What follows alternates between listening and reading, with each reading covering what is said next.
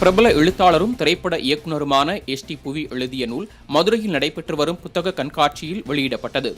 சிவகங்கை மாவட்டத்தைச் சேர்ந்தவர் பிரபல எழுத்தாளரும் திரைப்பட இயக்குநருமான எஸ்.டி. புவி இயற்கை, பேராண்மை உள்ளிட்ட படங்களில் உதவி இயக்குநராக பணியாற்றிய நிலையில் பாரம்பரிய கிராமிய விளையாட்டுகளான வடமஞ்சு விரட்டு, பொட்டல் மஞ்சு விரட்டு குறித்து வாடிவடம் என்ற தலைப்பில் புத்தகம் எழுதியுள்ளார்.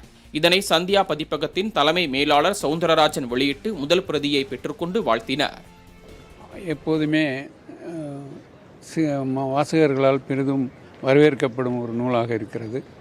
வண்ணதாசன், கலாப்பிரியா போன்றவர்களின் அனைத்து நூல்களையும் நாங்கள் வெளியிட்டிருக்கிறோம். இந்த ஆண்டு புவி அவர்கள் ஆசிரியர் புவி அவர்களின் வாடிவடம் என்ற நூலை மதுரையில் வெளியிட்டு அவருடைய நூலுக்கு சிறப்பு செய்திருக்கிறோம்.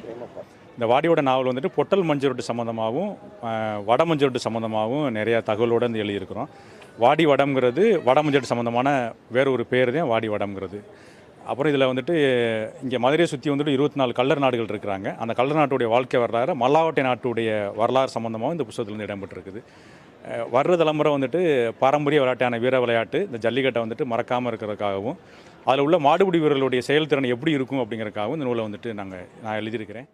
எஸ்.டி. புவி எழுதியிருக்காப்புல மிகச்சிறப்பாக இருக்குது. எப்படின்னா வடத்தை பற்றியும் அந்த மஞ்சு விரட்டை பற்றியுமே மந்தகாளின்னு சொல்லி ஒரு விஷயத்தை மிக சிறப்பாக வந்து இன்றைக்கி அந்த புத்தகத்தில் இடம்பெறும் பொழுது அதில் என்னுடைய புகைப்படமும் புத்தகத்தில் இன்றைக்கி உலகளாவிய அந்த புத்தகத்தில் எல்லா இடத்துலையுமே இடம்பெற்றிருக்கு. இன்றைக்கி இந்த புத்தகத்துலேயும் இடம்பெறும் போது எனக்கு ரொம்ப மிக மகிழ்ச்சியாக இருக்குது. அதில் ஒவ்வொரு இதையும் படிக்கும்போது கிராம சம்மந்தப்பட்ட நம்மளுடைய ஜல்லிக்கட்டுடைய வாழ்க்கை வரலாறை பற்றி முழுமையாக அந்த இதை எழுதியிருக்காப்புல.